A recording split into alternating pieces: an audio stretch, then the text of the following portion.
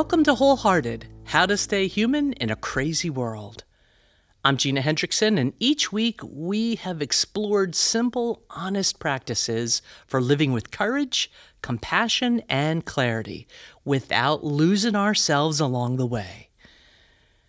Now, if you're tired, like really tired, you're in the right place to chill out and rest. By this point in the series, we've talked about how we move through the crazy of this world.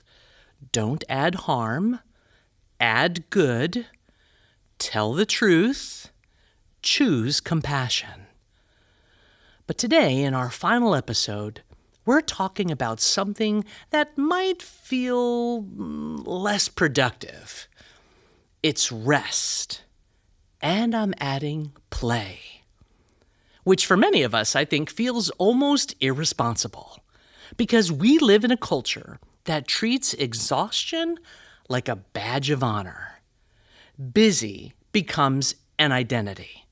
Overextended becomes impressive. And productivity quietly becomes tied to our worth.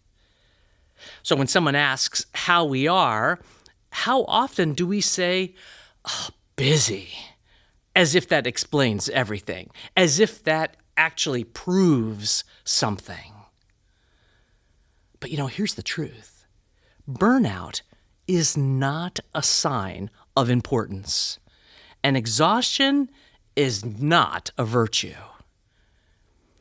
We have absorbed the message that rest must be earned, that we can slow down once everything is finished, right? Once our inbox is clear, once the house is clean, once all our work is done. But the work, it's never done. There's always more. Which means if rest is a reward, we will never receive it.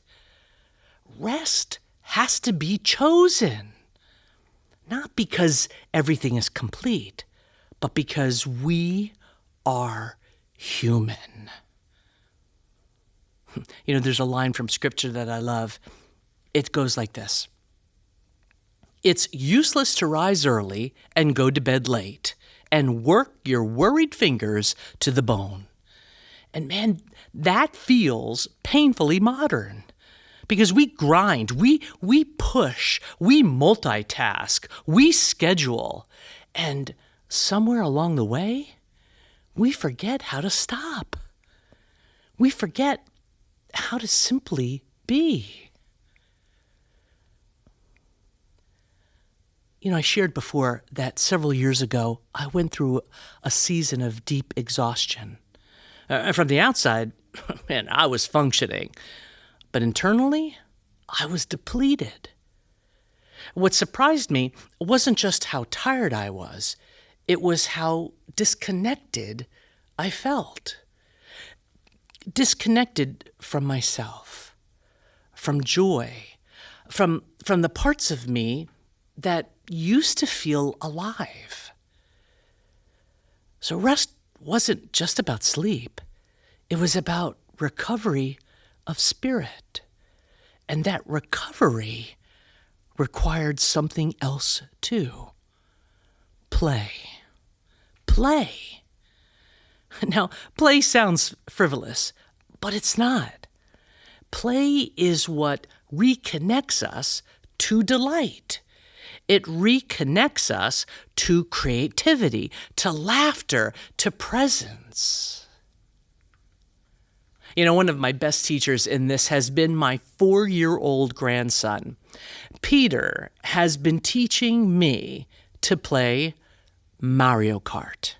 And by teaching, I mean completely crushing me while gleefully giggling and offering enthusiastic coaching after he wins race after race after race. So, when I'm playing with him, I'm not being productive.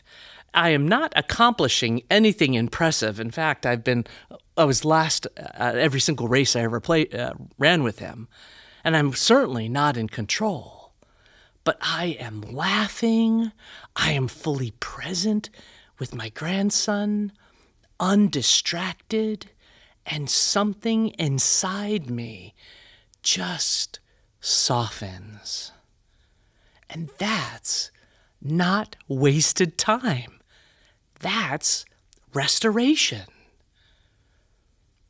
And you know what? I also signed up recently for a drawing class.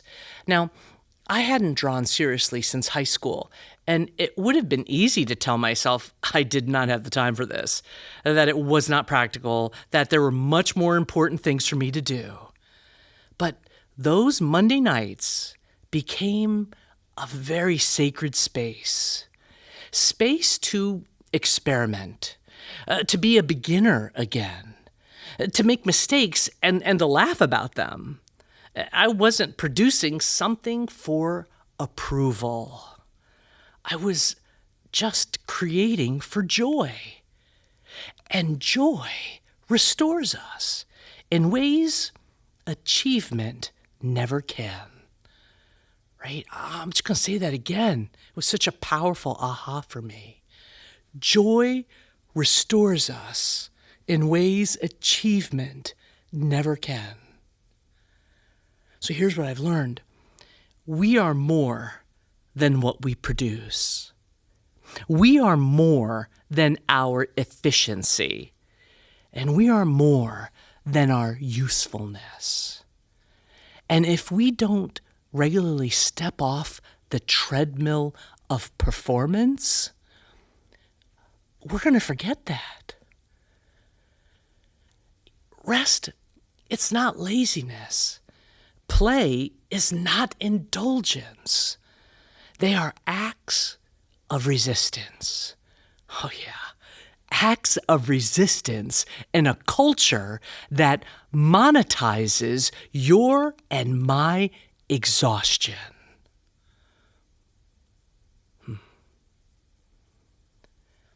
And there's even another quiet truth here.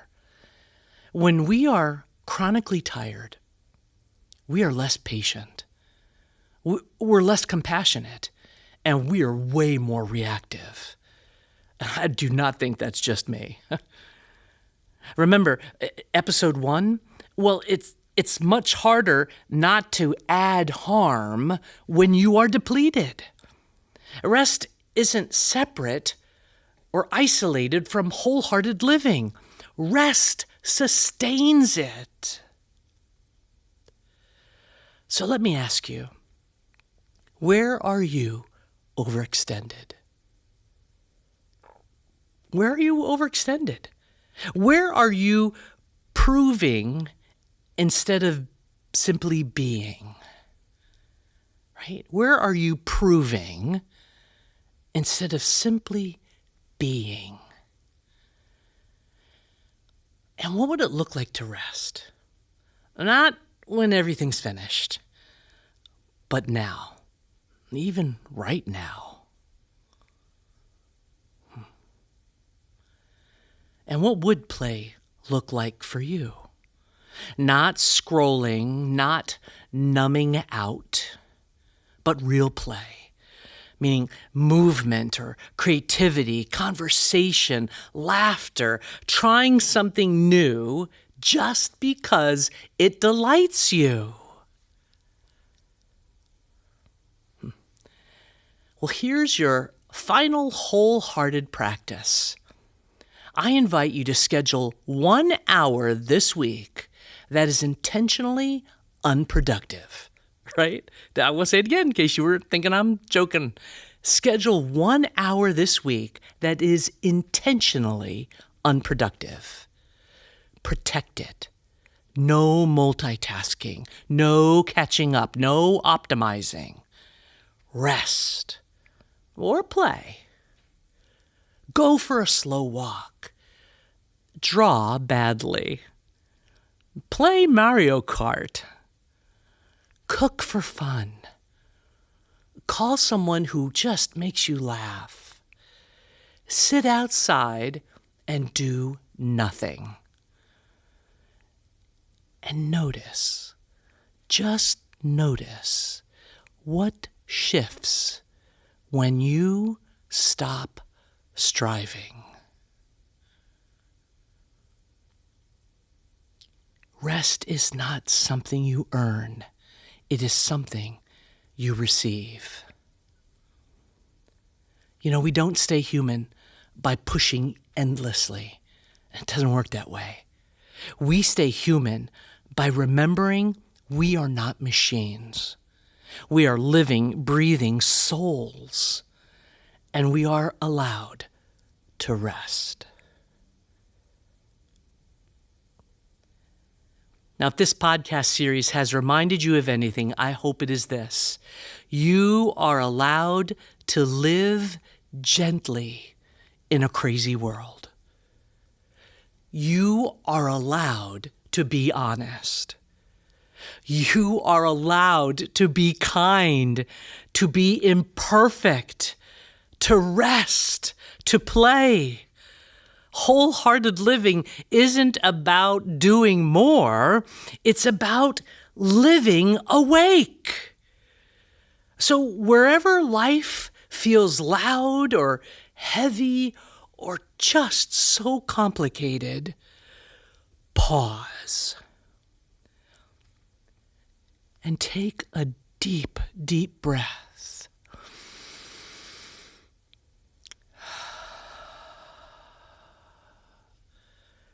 And then choose your next step with intention. And remember, you are part of what makes this world more humane. So until next time, stay human.